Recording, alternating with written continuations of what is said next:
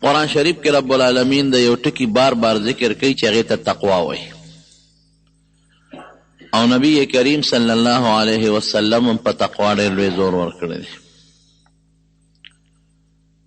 او د پیغمبر علیه السلام چې څومره خطبې دي ما چې څومره پورې وکتلې، که د جمعې تقریر دی او که د اختر تقریر دی او که په استسقا کې نبی علیه السلام تقریر او بیان کړی دی او که د نکاح خطبه ویلې ده، نو په ټولو کې د تقوا ذکر دی. یو تقریر د نبی علیه السلام داسې نشته چې هغې کې د تقوا ذکر نه کړی. نو نننۍ جمعه کې تاسو ته د تقوا متعلق بیان کو. د تقوا یوه خبره خو هغه ده چې هغه د علماو د طالبانو سره تعلق لري، خو اوږده خبره ده، درته نه وایم، هغه ګرانیږي. بیا جمعه کې خو عام وروڼه ناست دي، نو د هغې په مقصد به د عام وروڼه پوه نه شي. خو د تقوا متعلق هغه خبره درته کوم چې په کومه تاسو ورسېږي او څه مقصد ته والی. تقوا وایي څه ته، او د تقوا فایده څه ده، او یو څو مثالونه به درله درکړم. دا درې خبرې. تقوا اصل کې د یو شي نه ځان ساتل منې ته وایي. په عربۍ کې د دې کتاب د غاړو ته چې کومې کانټې لګولي دې ته وقایه وایي. دې اصل ماده ده، وقایقي وقایتن. دې ته وقایه ولې وایي دا کانټې چې مونږ چو؟ ځکه دا کتاب بچ کوي، د کتاب حفاظت کوي او کتاب د شلیدلو نه منع کوي. نو چې په کم سیس کې منی او کم سیس کې بچوالی وي او کم سیس کې پریزي، پریزم سړی ځان د ډېرې سیزونو نه منع کوي، نو بس دې ته تقوا ویل کېږي. د شریعت په اصطلاح کې تقوا څه ته وایي؟ په شریعت کې اصطلاح کې تقوا دې ته وایي چې د ګناه نه سړی پرهیز وکړي، د ګناه نه ځان بچ کړي، د ګناه نه ځان منع کړي. ګوره دا ټولې خبرې پکې راغلې. د ګناه نه یې پرهیز وکړه، ګناه نه یې ځان منع کړه، ځان یې بچ کړه د ګناه نه، او د الله نه یې یره وکړه. ځکه د چا په زړه کې چې یری، نو دی بیا د خطرناکو او د غلطو کارونو نه ځان ساتي، ځان بچ کوي.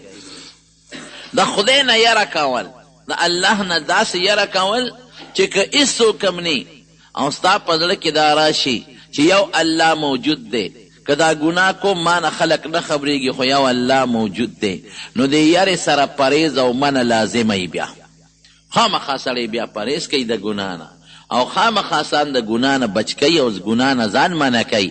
دغې ته تقوا ویل کېږي. یو څو یې مرتبې دی، هغه به درته وروسته ووایم. یو څو مثال یې درله درکوم. اوس حضرت عمر فاروق رضی الله عنه زوی دی حضرت عبدالله ابن عمر. دا د نبی علیه السلام ډېر عجیبه نږدې صحابي دی او لوی سړی دی، ځکه چې د حضرت عمر فاروق رضی الله عنه زوی دی. خو بس بیا خو په خبره کې شک نشته، او ډېر زیات احادیث د نبی کریم صلی الله علیه وسلم د ده نه نقل دي، لږ نه ډېر احادیث د حضور پاک. او خپل کور یې نو ګورئ، د پلار کور یې خو د هر چا ځان لئ.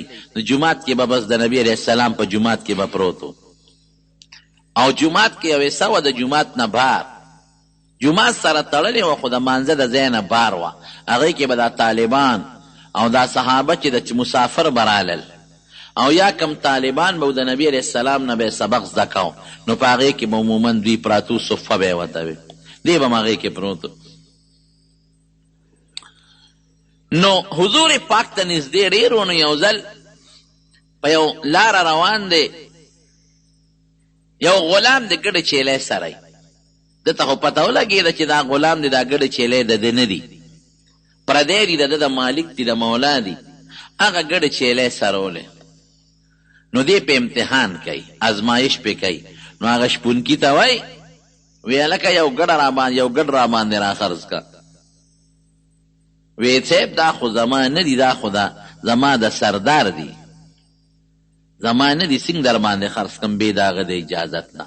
دی خو پې اوس امتحان کوي.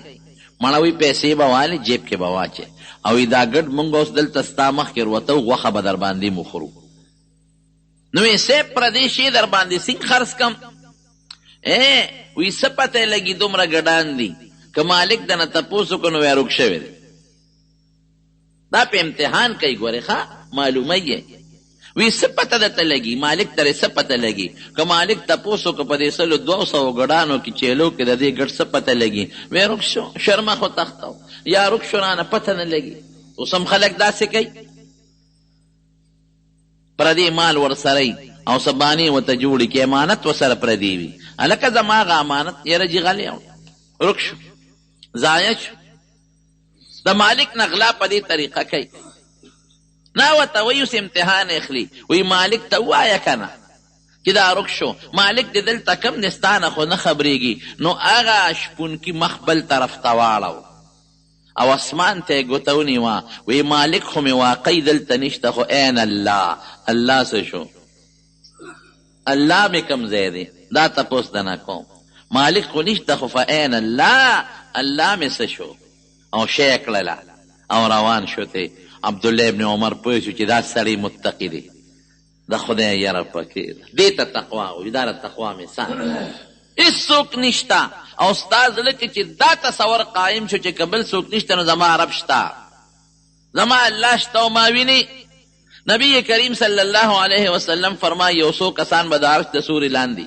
د قیامت پر ورځ یو پکې هغه انسان دی ذکر الله خالیا چې الله یادوي او په داسې ځای کې یادوي چې هېڅوک هم نشته ففاضت عیناه نو سترګې وبهېدې اوښکې د سترګو نه لاړه هېڅوک نشته چا نه یریږي نه هېڅوک نشته چا ته خپل عبادت ښیي نه ریا نه کوي چاته ښودنه د عبادت نه کوي خالیا هېڅوک نشته یو دی دی یو الله دی ففاضت عیناه نو دی وجاړي خدای ته اوښکې وبهیي نو چې تصور دی دا په زړه کې قایم کو چې هېڅوک نشته لوی الله شته او په دې خپل زړه کې د الله یره راوسته که دا ګناه کوم هېڅوک مې نیني څوک هم نه خبرېږي الله خبرېږي او الله هغه ذات دی چې ما موقع په موقع نیوې هم شي ما نه دنیا کې هم تپوس کولی شي ما نه آخرت کې هم تپوس کولی شي زما سټوکې هم د هغه په لاس کې دی او زما د بچو سرونه هم د هغه په لاس کې دي او زما عزت او زما مال هم د هغه په لاس کې دی او زما روغ صحت او ژوند د مرګ هم د هغه په لاس کې دی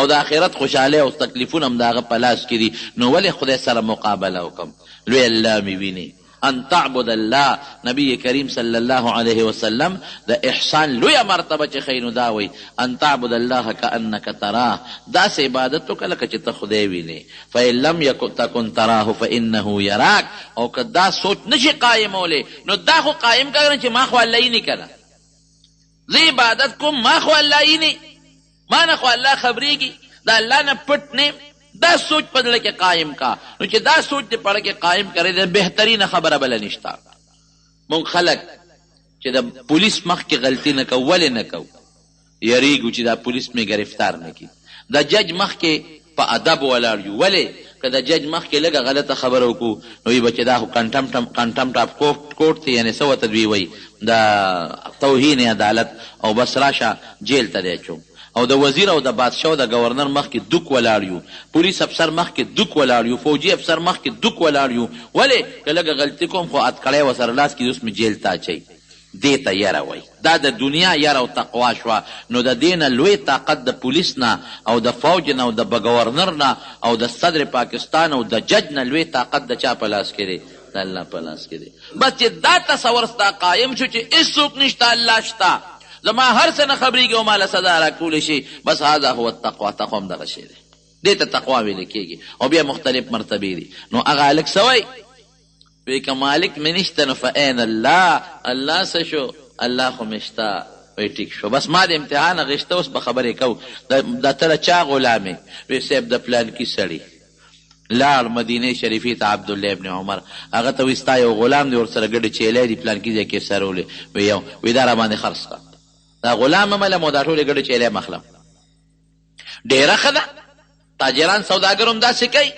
د غلام دومره پیسې دي او د ګډو چیلو دومره کېږي ورشه ویې ګوره ما ویډیو کتلې دي ټول هغه ګډې چیلی هم ترې واخېستې هغه غلام هم ترې په بیه واخېست غلام راغی خپل مالک لا ویسته ځه ته عبدالله ابن عمر په بیه مان اخېستې سره د دې ټولو ګډو چیلو هلته ځه عبدالله ابن عمر له راغې تازه واخېسته ما سره د ګډو چیلو ویو وی داسې ده ستا کې ما تقوه ولیده تا کې مې د خدای یاره ولیده، لہذا زما را طرف نه ته آزاد آزاد شوې، بس د غلامۍ د جون نه ووتې. او دا چې څومره ګډې چیلۍ دي دا مې تا ته وبخلې، دا هم ستا ریزه ځان لی سره وه. دې دنیا کې یو مثال شو چې بنده پې دومره خوشحالېږي، الله به پې څونه خوشحالېږي، رب العالمین به پې څومره خوشحالېږي. نو تقوا اوچت شی دی جناب. مونږ کې تقوا نشته، پرهیزګاري نشته. په دې سعودي عرب کې په دې مکه او مدینه منوره کې او مکه مکرمه کې کیمرې لګېدلي دي.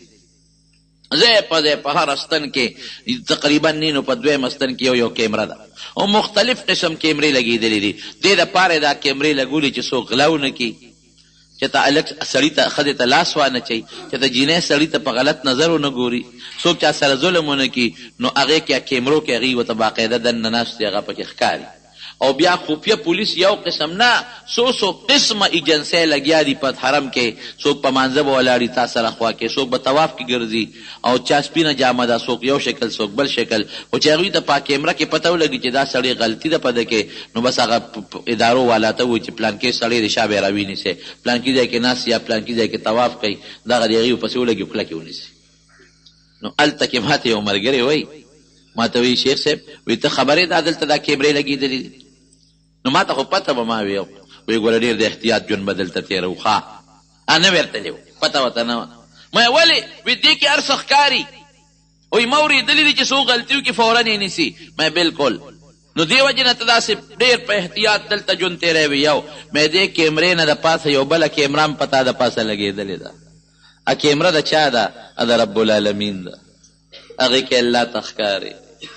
دا کیمره ده که غلطي دې وکړه نو او به دې نیسي، سزا به یو میاشت به دوه به شپږ میاشتې کال به خوشې به دې کړي. خو مې د الله هغه سزا ګوره بیا ډېره زیاته خطرناکه ده، هغې نه بیا بچ کېدی نه شي.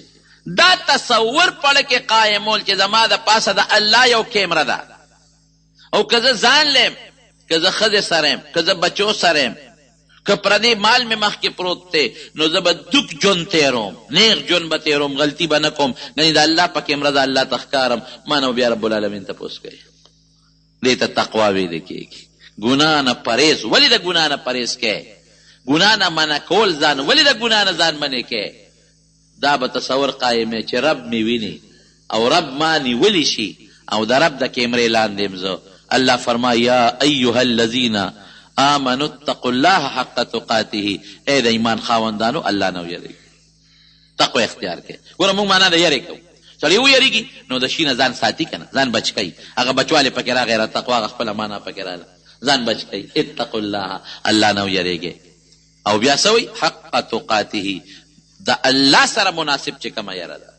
دوه قسمه یری، یو د سړي نه د بل نه یریږي د هغه د ظلم د وجې نه ته یریږي، چېره دې ظالم دی په ما ظلم کوي. مار نه یریږي، یاره چک را باندې لګوي. سپي نه یریږي، یاره چک را باندې لګوي. لړم نه یریږي، یاره چک را باندې لګوي. دشمن نه یریږي، یاره خراب مې نه کي. نو دا د ظلم یره ده. د الله یره داسې نه ده، حق تقاته، چې تعظیم ورسره د الله. د هغې مثال به هم درکړم، لکه پلار نه سړی یریږي. نو پلار نه یره دا ولې که دا غلطي وکړم پلار راته غوسه کېږي وایي مې، نو د پلار هغه وهل او غوسه ده ظلم نه ده. دا یره چې د زوی په ذهن کې د پلار نه ده، د تعظیم والا یره ده. دا ډېره خطرناکه یره. زمونږ په زندګۍ کې زمونږ باباجي چې الله دې په قبر انوار نازل کړي، زه په خپل ژوند کې هغه 2 ځله والی یم، لا ماشوم وم. یو ځل مې سبق نه پټ شوی و، هغه به سبق له راځم سبق نه پټ شوی، نو زما خیال نو ما د کوڅه کې چې ته لوبې کولې او دې د مازدیګر مونځ یې کړی او ما پسې راغی نیغ. هغه وخت کې خو یې ځواني وه، دې جومات کې به د مازدیګر مونځ کوو.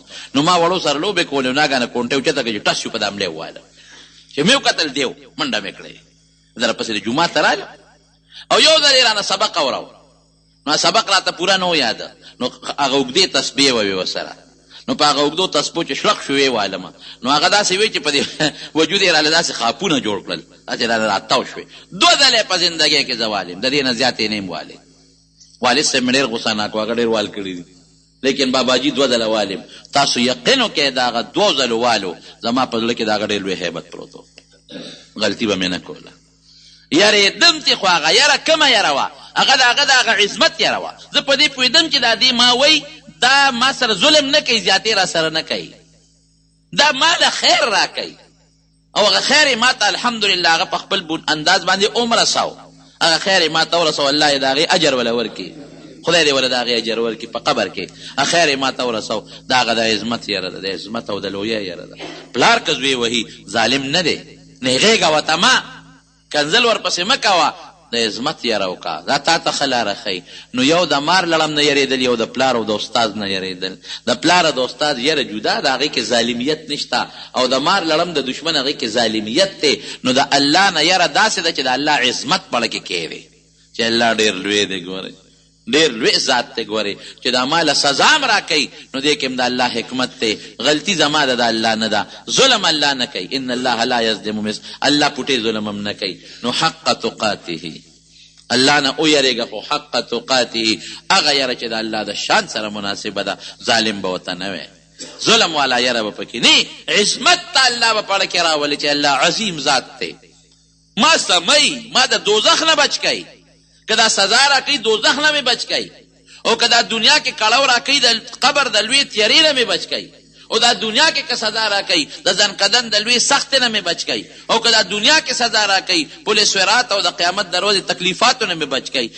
داسې مثال دی لکه یو ډاکټر چې د یو مریض اپریشن کوي، ګوته باندې اپریشن کوي، نو ظاهر کې خو دا مریض چغې وایي او خو ګوته یې راله خو کړه، ویسېرله او درمن یې کړمه، لیکن د ډاکټر په نظر کې دا اپریشن د هغه د فایدې وي که د هغه د نقصان یې ته اوس وایه فایدې وي. دا لږ غوندې نقصان به درله درکړم، دا یو بند به درنه کټ کړم، لیکن ټول وجود به دې بچ شي. لږ غوندې تکلیف به درکړم، ګوته به دله وسیرم، خو دا نو به ترې وباسم، ټول وجود به دې ټیک شي. معمولي غوندې اپریشن به دله وکړم، دا سرمن به له چخه چخه کړم، لیکن ټول وجود به دې بچ شي. دقه رنګې د رب العالمین ذات دی. دنیا کې لږ تکلیف به دله درکړم، سختي به دله درکړم، بچي له به دې ورکړم، تاله به درکړم، بیماري به راولمه، خو هلته دې ټول وجود بچ کوم، چې ټول وجود دې د کینسر نه بچ شي، او د آخرت او د قبر او ځنکدن د عذابه دې بچ کوم. نو چې داسې ذات ته وایه، نو داسې ذات په زړه کې عظمت پکار دی که نه دی پکار؟ نو دغه عظمت سره چې پړه کې کومه یاره راشي، دې ته تقوا ویل کېږي. حضرت عمر فاروق رضی الله تعالی عنه په لاره باندې روان دی، په لاره ځي، او دا مشهوره واقعه ده او ډېرو کتابونو لیکلې ده. نو د یو کور کې د ښځې او د لور او د مور په منځ کې بحث و، او دې ورته دقسې دروازې سره ودرېده. نو هغه مور دې لور ته وایي دې پیو کې اوبه واچوه، لور ورته وایي امیرالمؤمنین عمر اعلان کړی دی چې پیو کې اوبه به نه اچوې. مور ورته وایي بچې امیرالمؤمنین دلته کم دی، اخو تا نینی وی مورې که امیرالمؤمنین عمر نشته، د هغه خدای خو شته که نه، د هغه خدای خو مې وینې که نه. دا تقوا شو چې الله وینې په سر باندې، د امیرالمؤمنین عمر نشته، د هغه خدای خو شته، هغه خو مې وینې که نه. بس عمر چې کور ته راغی، بیبي ته یې وی پلانکي کور کې نښه یې واچوله، ته لاړ شي یو جنۍ د معلومات واله چاته په نکاح خو نه ده ورکړې. مور یې چې لاړه د عمر بیبي وی نه یو جنۍ شته پکې او چا له نکاح شوې نه ده، وی دا زه خپل زوی له عبدالله ابن عمر له په نکاح اخلم. اوهو هغه د شپونکي کورنۍ والا جنۍ ده، خو ګډو چیلی سره وی نورې خبرې به نه کوې، بس شپونکي لور ده او کار څه ده، لکې تقوا پرته ده. تقوا بیګې ما تقوا لیدلې ده، هغه جنۍ ورته په نکاح کړه. الله څه چل وکړه؟ ګور اوس تقوا چا په خاون کې هم تقوا، په ښځه کې هم تقوا. الله د هغې په نسب کې عمر ابن عبدالعزیز پیدا کړ. عمر ابن عبدالعزیز تابعي دی، خو ډېر لوی سړی دی، هغه خدای پیدا کړ، د عدل و انصاف بادشاه خدای پیدا کړ. د ثمره او د نتیجه میوه شو، میوه. هغه عمر ابن عبدالعزیز چې کله بادشاه شو، د بادشاه نه مخکې به یې داسې جامې اچولې چې یو جوړه به یو ځل واچوله، دوباره به یې نه استعمالوله، داسې ژوند یې تېر کړی. او چې په جوړه به معمولي ګرد و غبار پرېوته، نو زر به کور ته ننوت، به یې بدله کړه او بله به یې واچوله. او داسې قیمتي جامې چې په دنیا کې داسې قیمتي جامې به نه وي، داسې اعلی قیمتي جامې په زرګونو او په سوونو جوړې به یې بدلولې، او بیا به دوباره به یې نه اغوستلې، او قیمتي اس، قیمتي بنګله او په هغې کې اوسېدل، او د دنیا نوکران. او چې کله بادشاه شو، نو ښځه یې کېنوله، ښځه یې مخامخ ځان ته کېنوله. فاطمې داسې کار دی چې یو خبره درته کوم، په ما د مسلمانانو ډېر لوی بوج په سر باندې را پرېوت. تا ته یو خبره کوم، ته ځوان او پیغلی او دې وخت کې ځواني ده، نو که ته بل خاون کول غواړې، نو زه به تاله طلاق درکړم، بل خاوند وکړه. وایي سړیه چې بادشاه شو اسمه درکې، بادشاه نه وي ځان سره ساتلم او چې اوس د خیر ښېګړې وخت راغی بادشاه شم اوس طلاق راکې وی نه په دې وجه نه اوس زما په دماغ او زما په سر د مسلمانانو دومره بوج راغی چې زما نه شهوت تختولی دی خواهشات ختم بس ټنشن چې راشي که نه نو خواهشو تختی ټنشن دی ټنشن زما په دماغو دی ما نه خواهش تختولی دی ستا حق نشم پوره کولی نو چې ستا حق نشم پوره کولی قیامت پر ورځ به ته زما ګریوان کې لاس اچې نشم پوره کولی او ته ځوانه جینۍ پیغله نو که شوق دې کېږي نو زه به طلاق درکړم چې د بل خاوند وکړه ستا نشم پوره کولی زما شهوت ختم شوی دی د مسلمانانو لوی بوج مې په سر د پاسه پروت دی ښځه هم د عمر ابن عبدالعزیز ښځه وه وی هېڅ حق دنه نه غواړم بس تا سره ژوند تېرول غواړم هېڅ پروا مې نشته وی ښه نو بیا به یو چل کې وی ما خپلې جامې چې څومره وي بیت المال ته وقف کړې او ستا چې څومره کالي دي او د ضرورت نه زیاتې جامې دي هغه هم راوړه چې بیت المال ته وقف کړو دا ستا ورور تاله د بیت المال په پیسو جوړې کړي دي هغه هیرې وي جواهرات و سره زرو سپین زرو تاجونه و د سرو زرو امیلونه و د سرو زرو کمربندې وي د سرو زرو هغه د کروړونو روپو مالو وی ډېره ښه ده هغه ټول راوړل عمر ابن عبدالعزیز ته مخکې کېښودل او د بیت المال چې کم سیکرټري و هغه یې راوغوښته وی دا یو څه د بیت المال کې داخل کړه ژوند یې داسې تېر کړه نو د جمعې په ورځ باندې یو ځل لږ لیټ راغی جومات ته نو مونځ لږ یو پوټې غوندې لیټ شو نو خلک وپوی چا تپوس وی صاحب لږ لیټ شو وی یو څه ضرورت مې و وی څه ضرورت دی وجود دې م رپېږي وی دغه یو جوړه جامې مې دي نورې نه وي نو دا خیره نه وي غسل خانې ته ننوتم او مې لمبل نو بیا مې ځان له دا جامې ووینځلې نو په غسل خانه کې مې لقولې چې هغه نمجنې غوندې شوې او اوبه ته لاړې نو مې واغوستې نو تاسو لمانځله راغله داسې ژوند دی تېر کړ او چې تر څو جم دیو عدل و انصاف خو څه کې ګوره تقوا چې بادشاه کې تقوا راشي نن زموږ بادشاهانو کې تقوا شته تقوا کوم په قانون نظام سمیږي خو قانون چې څوک چلی هغې کې تقوا نشته قانون چې څوک نافذ کوي په هغه کې تقوا نشته قانون حکمرانی چې څوک کوي هغه کې تقوا نشته نه چلیږي صدر ته وګوره وزیر اعظم ته وګوره وزیرانو ته وګوره ممبرانو ته وګوره او بیا انتظامی حضراتو ته وګوره حیران بشي یو قصه مې یو ځای کې کتله یو سړی چې تر بار ملک نه راغی د شپې د بار ملک نه راغی ځان له ټکسي ونیو پکې سامان مامان ورسره او هغه کور ته پولیس والا ولا اشاره ورکړه ودرېږه کم ځای نه رالم یې دوبۍ نه رالم سعودي عرب نه رالم سامان چک کو سامان چې دا خو په ایرپورټ کې کسټم والا چک کوس هلته چې راتلم کسټم والا ټولو چک کو وی کسټم مسټم پرېږده موږ به چک کوو یاره جي شپه ده یخني ده ټوپک تماچې پرې راویستې او باسې سامان که برابر دی چې جیب کې څه نغدې پیسې وې هغې ته واخېستې اوس ده دا زمونږ کار دی مخکې ورځو کې یو سړی چې د ګډ چا غلا کړی و ګډې ته بوتلی و ګډ هغه غریب لاړ تاڼې ته لاړ تاڼه کې پولیس سره رپورټ کو چې دغسې زما ګډ ما نه غلا شوی دی تاڼهدار صاحب څه شوي تاڼهدار صاحب خو په کوارټر کې دی ډېره به چې ودرېږی را تاڼهدار صاحب له ورشم فریاد به ورته وکړم زما نه ګډ چا غلا کړی چې غریب سړی م چې کوارټر ته ورغې دروازې وویل او په کوټه ور دننه شو نو ګډ د تاڼهدار د کټ پې پورې تړلی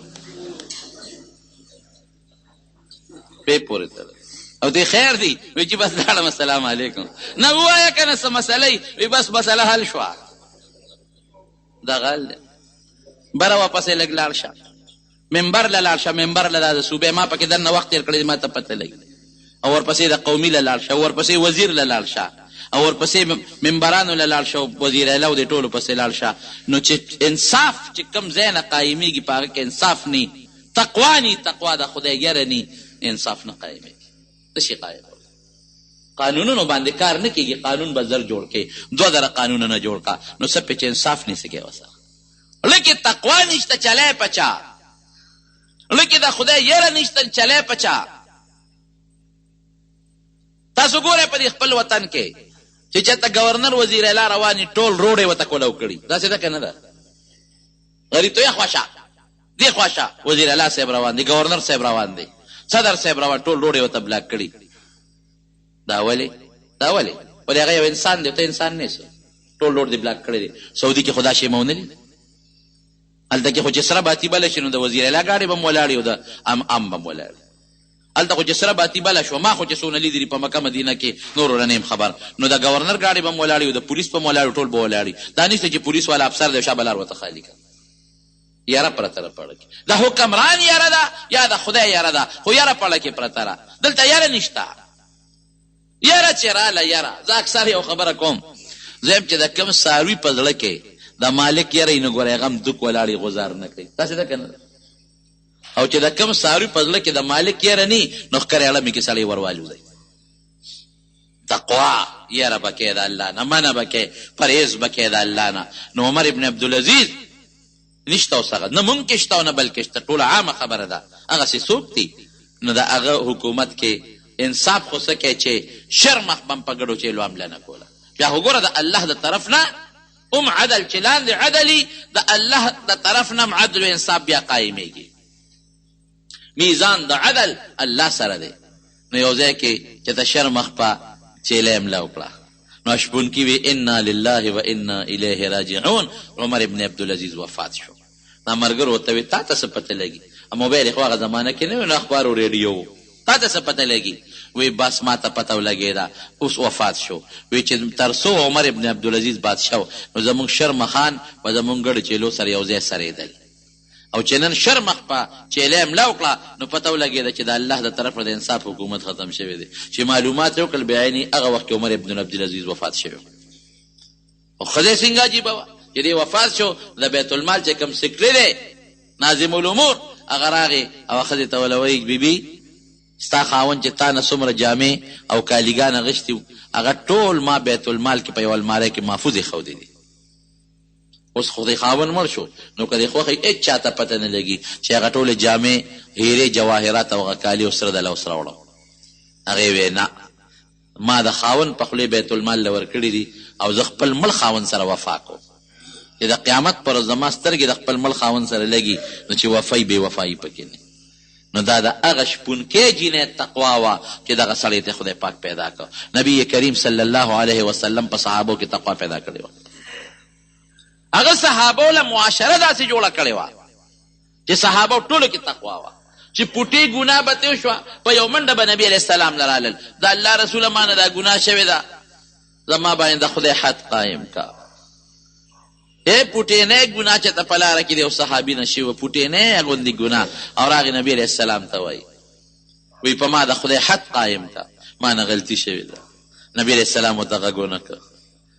نو منځ شو، نو بل منځ شو، نو بل منځ شو. دې به دې میاشت کې راغې د الله رسوله په ما د خدای حد قایم که ما نه دا پلان کې غلطي شوې ده. نو چې منځونه پوره شوې دلته راشه تا څه وې؟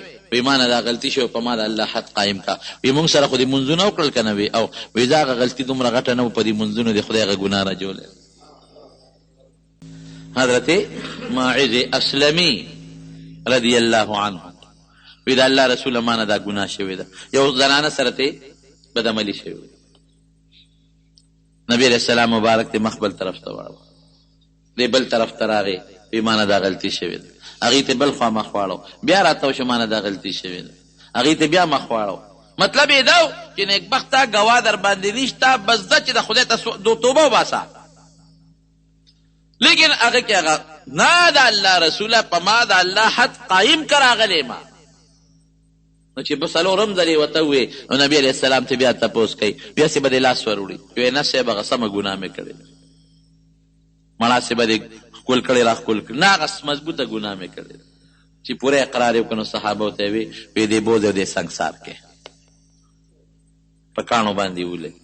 واده کړی سړی چې دا ګناه وکړي نو حکم یې همدغه دی چې دی به په کاڼو سنګساروي. نو صحابو د مدینې نه بار بوتو. نو د پیغمبر علیه السلام خو صحابه د بچو په شانتي وو، په خپله خو ورته کتې نه شي، بوځ یې سنګساری کې.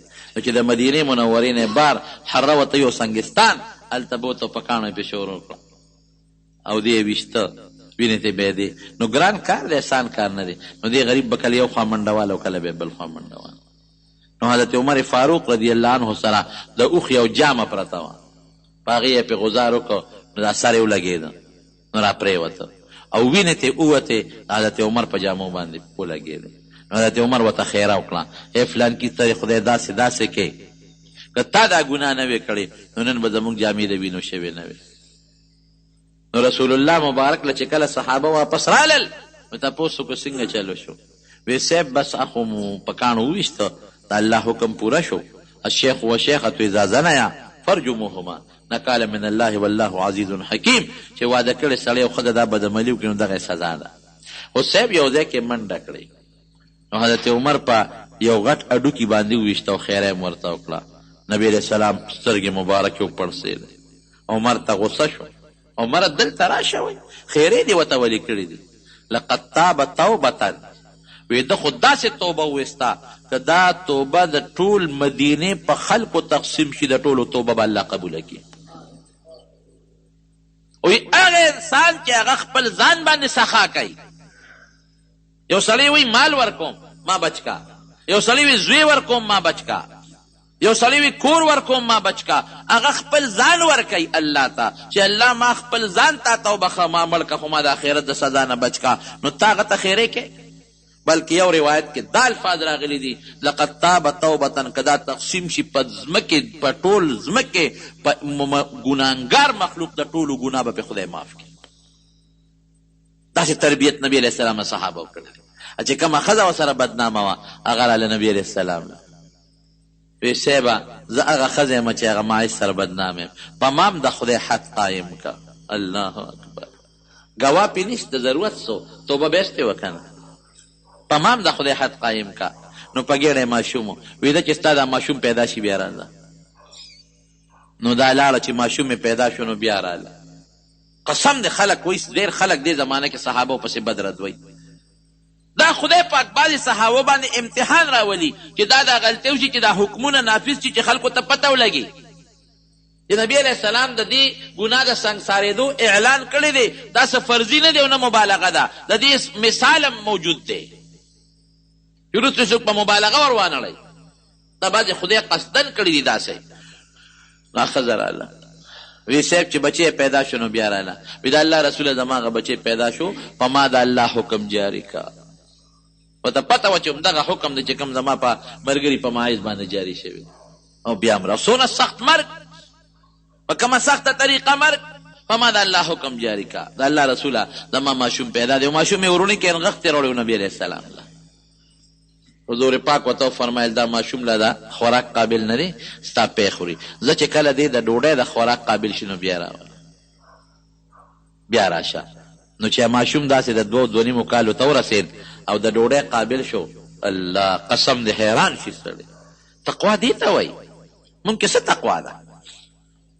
په پردي مال خېټه ورچو، پردي عزت اخلو، پردي بچي وجنو، پردي ته کنځل کوو، پردي حیا مو واغېشته او خدای منم او د خدای یاره مې د پاړه کې خدای څنګه مته منئ؟ خدای منل دې ته وایي، تقوا دې ته وایي. ماشوم یې غېږ کې نیولې او نبي علیه السلام له یې راوسته او په لاس کې ډوډۍ ورکړې ده، ډوډۍ ماشوم له. او پیغمبر علیه السلام ته مخامخ کو وی د الله رسوله دا وګوره ماشوم زما د پیو نه ما بند کړی دی، اګوره ډوډۍ خوري. ماشوم نوړی خولې ته کړه وی د الله دپاره په ما د خدای حکم جاري کړه. به دا ماشوم ګوره زما ته ضرورت نشته، نوړی په لاس کې ده. الله اکبر. څومره ګران کار دی. حضور پاک دې هغه ماشوم واغېشت. د خدای حکم دی، پکې نبي علیه السلام هم څه نشي کولی، اقرار یې کړی دی. ماشوم یې واغېشت، بل چاله یې ورکړه وی د دې بچي تربیت کوه او وی دا بوځې او پرده کې په دې باندې سنګسار یې کوې چې دا ختمه شي. دا د تقوا مثالونه دي. دا حضور پاک یو معاشره جوړه کړه، داسې معاشره یې جوړه کړه چې د هر چا په زړه کې دا سوچ او دا فکر پروت و چې په ما د الله کیمره د پاسه به ځان تله، ځان به ساته، نه مسلمان له تکلیف ورکوه نه مسلمان ته ضرر رسوه. صحابه خو ډېر لوی خلک دی. د حضرت امام ابو حنیفه رحمت الله علیه او تاریخ میں کتل امام ابو حنیفه رحمت الله نو حیران بر یو ځل په بالاخانه کې ستړی ستومانه و، ځکه د هغه معمول بسو د شپې به د قرآن شریف تلاوت کو، د شپې به ټوله شپه ولاړو د قرآن شریف تلاوت پې کو.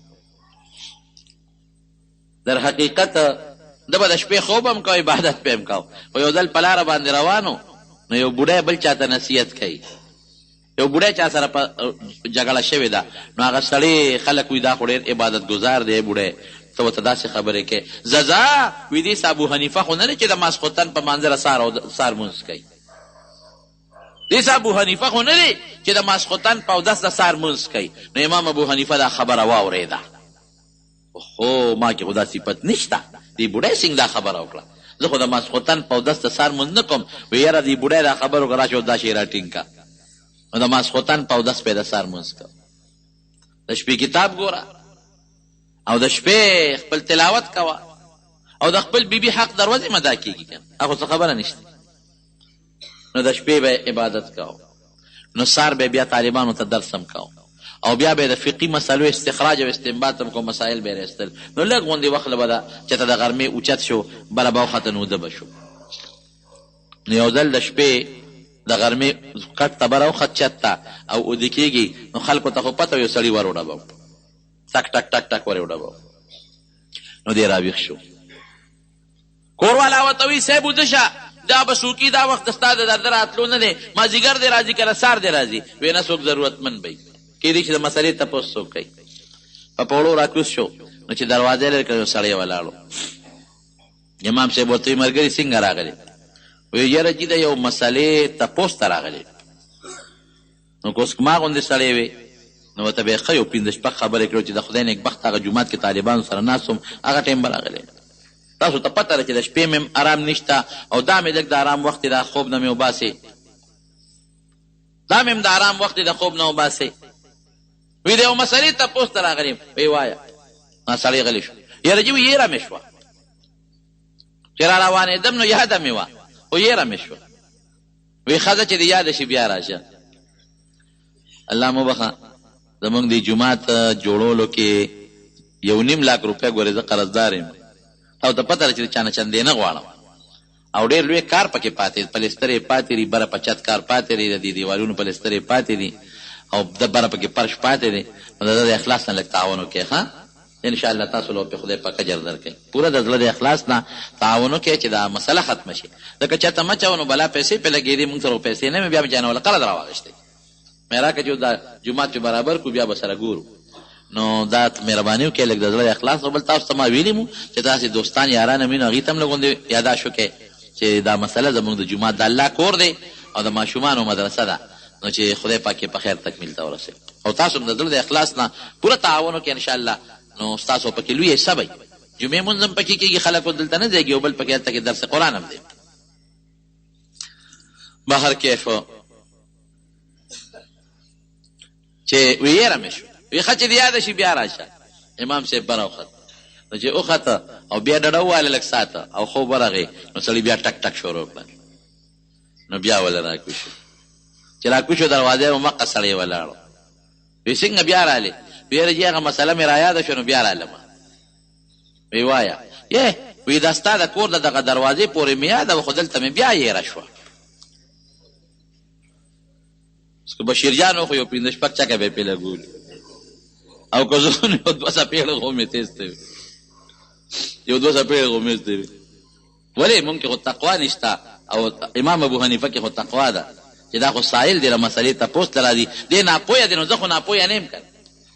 نو بیا به راوخته، نو چې بیا به راوخته او یو پوټېله غوندې خوب سترګې یې ورلې، نو سړي بیا ټک ټک نارې کړی. نو بیا غریب پاندرم پایه راکوز شو راووته چې بیا راځي. وی ملګري بیا څنګه رالې؟ وی هغه مسله مې رایاده شوه، هغې تپوس ته نه کوم. وی وایه یاره وایي چې د دې انسان د اودسماتي دا خوند خوږ دی او که تریخ دی؟ مسله هم ناشنا مسله، د انسان د اودسماتي خوند خوږ دی که تریخ دی؟ نو که زه ما به ورته څه وی؟ ما ورته راځه چې دې بوځمه او یو قاشوغه درکمه، نو په خولې که نو پته به پخپله ولګي چې خوږ دی که تریخ دی. ما خو به ورته داسې ویل چې ته راځه ډېران له دې بوځم، ټټۍ له دې بوځم ډېران له، او بس یو قاشوغه خوله کې در کوم، نو ما ته به هم بیا مسله معلومه شي او تا ته به معلومه شي. دا څه مسله ده چې 3 ځله یې د خوبه وویستم او دې کړولم. امام صاحب ورته څه وایي؟ ډېر عجیبه انسان دی. او ورته وایي یاره چې لوند دي که نه، لوند نو دا خوږ دی، او چې اوچي نو بیا تریخ دی. انسان او دسماتې چې لوند دي نو خوږ دی چې تازه وي، او چې اوچي نو تریخي سړی ورته څه وایي وایي جي تا سکلی دی څه اوس امام صاحب ته ګوره دې بیا ادبۍ ته ګوره تا سکلی دی چې دا خبره کوې اوس که زه وې که نه نو خدای چې څه به مې کول که دا معذوره بشیر جانه مې نو خدای چې ځان به یې پرې ورچاو دې خو ځان له یو شی دی که نه خو سا به یې ته ستا پرېښوده خو یې نه امام صاحب ورته څه وایي امام صاحب ورته څه وایي وایي نه بچې سکلی مې نه دی خو چې تازه وي نو مچان وله راځي خوږ شي له مچ راځي او چې اوچ شي نو بیا وله مچ نه راځي نو معلومیږي دا چې بیا خوند بدل شوی دی د انور یا د هوا سره اوس پېښې بچې ورته وایي او نو هغه سړی ورته وایي امام صاحب ته وایي تا وګټله او ما بیله تا وګټله او ما بیله وایي څنګه وی دغه ځای ناست وي زه ستا سخت مخالف یم نو ستا متعلق باس راغی نو چا وی چې امام صاحب ډېر صابر انسان دی او ډېره لویه تقوا ده پکې وی ما ورته چې هغه کې سر ناړو نه صبر شته او نه پکې تقوا شته وی چې شته پکې نو مې ودرېږه زه اوس معلومات کوم نو ما ستا صبر معلوم کړه او ستا تقوا مې معلومه کړه تا ما ته د یو ناپوهه سوالګري په نظر وکتل نو ما له دې سزا رانه کړه که ستا په ځای بل څوک وې نو زه به یې بلا ډبولې ومه نو تا وګټله واقعي صبر او تقوا در کې شته او ما بیله نو د امام صاحب په لاس یې بیعت وکړو او د امام صاحب په مریدانو په لویو شاګردانو کې داخل شو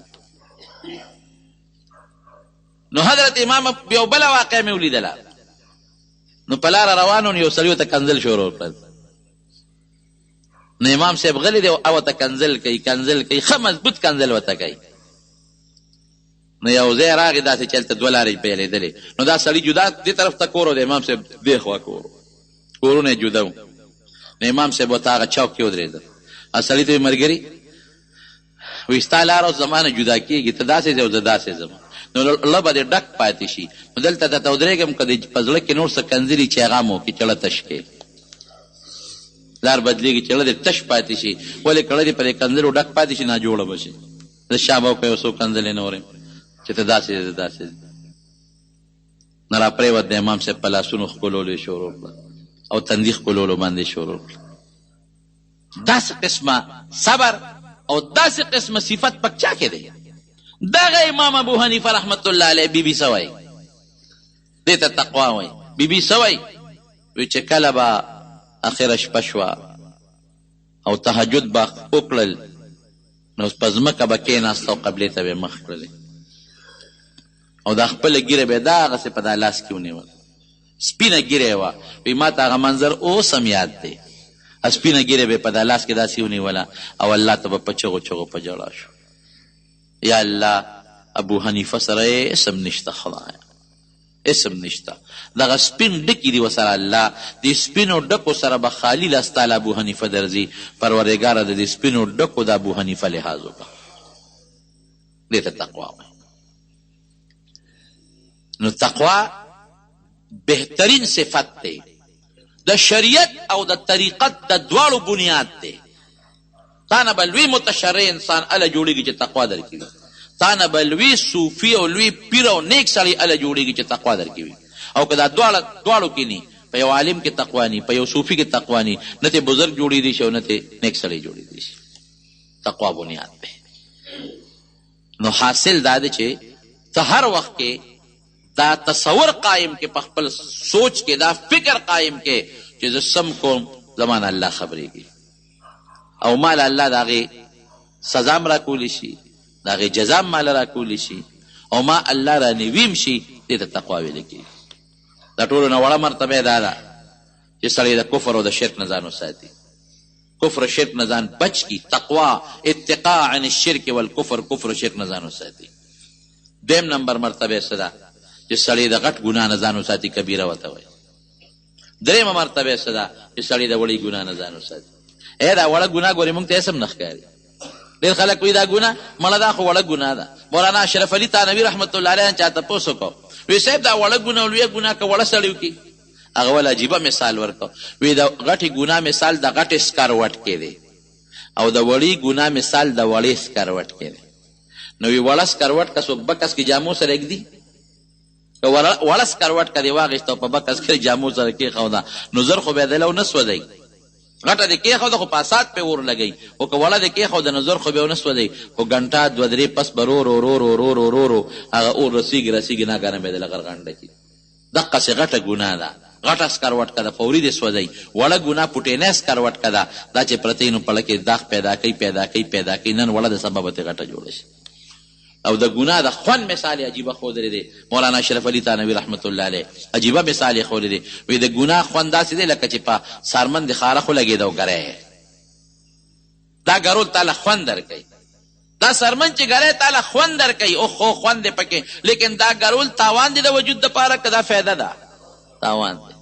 ګری خوند خو درکوي، خو دننه سرمن دې زخمي کېږي، تاوان در درکوي. فایده دا ده چې دا خوند د ګرېدو لر کا پټی ولګوه، علاج وکړه، ګولۍ وخوره، د خدا خوند تا ته ظاهري خوند دی، خو ګورې دننه تاوان درکوي. دقسې د ګناه خوند دی.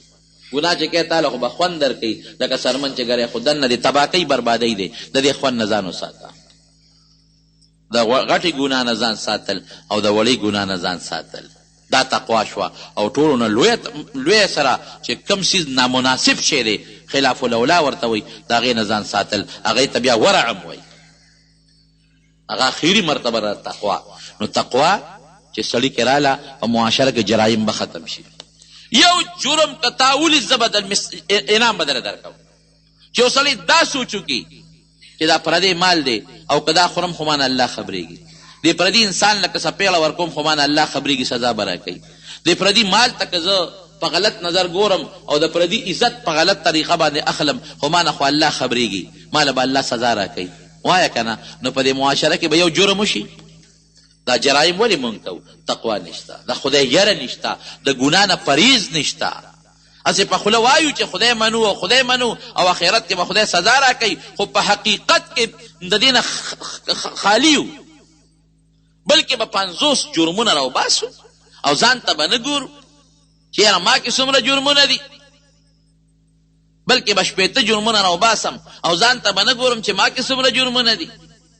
زمانه که څوک مال غلا کي نو خیرې به ورته کوم، او د بل نه چې ته غلا کوې نو خیر دی. ستا زوی له که څوک سپېغله ورکړي تاله سپېغله درکړي نو 6 ختمونه واوسې کوې، ته پردي زوی له سپېغلې ورکوې او پردي عزت اخلې، خیر دی. دا تقوا نه ده. تقوا کراله په بادشاه کې، په گورنر کې، په وزیر اعلی کې، په جج کې، په مولا کې، په ما کې، په تا کې، نظام به ټول ټیک ټاک چلیږي، هېڅ نقصان به بیا نه. ځکه خو نبي کریم صلی الله علیه وسلم چې څومره خطبې دي څومره په تقوا مشتملې دي. د نکاح خطبه زیرت اکثر په دې دغه کې ویم، په جمعه کې ویم، ځکه حدیث کې راځي چې د چاته حاجت یې نو دا خطبه دی وایي. مونږ الله ته حاجتمند یو. یا ایها الذین آمنوا اتقوا الله حق تقاته، ګوره تقوا راله، ولا تموتن الا وانتم مسلمون. یا ایها الذین آمنوا اتقوا الله وقولوا قولا سدیدا، تقوا اختیار کې او سمې خبرې کوي. یا ایها الناس اتقوا ربکم الذی خلقکم من نفس واحدة، ای خلقه خدای نه ویریږئ. هدى للمتقین، قرآن شریف متعلق ذلك الكتاب لا ریب فيه هدى للمتقین، متقیانو بیا صفت هم الله کړی دی. او د نیکانو خلکو چې الله صفت کوي، یدعون ربهم خوفا وطمعا، الله عبادت کوي خو تقوا پکې ده، یرم پکې ده. نو د نبی علیه السلام داسې خطبه مو نه لیدله، که د جمعې ده، که د اختر ده، که د استسقا ده، که د نکاح خطبه ده، او که عام تقریرونه دي، ټولو کې تقوا لفظ شامل دی. او د قرآن حکیم یو آیت نه په سوونو آیتونو کې د تقوا لفظ شامل دی. نو تقوا بهترین صفت دی. ما مقصد خو ورسېدی که نه؟ لوی مقصد د تقوا ده چې ته ځان لی او که خلکو سره نو د الله زور او الله په دې خپل سر حاضر وګڼئ بس، او ځان کې یره پیدا کې، او د ګناه نه، د کفر نه، او د غیر مناسب امورو نه ځان بچ کې. دې ته تقوا ویل کېږي. الله دې په موږ کې پیدا کړي.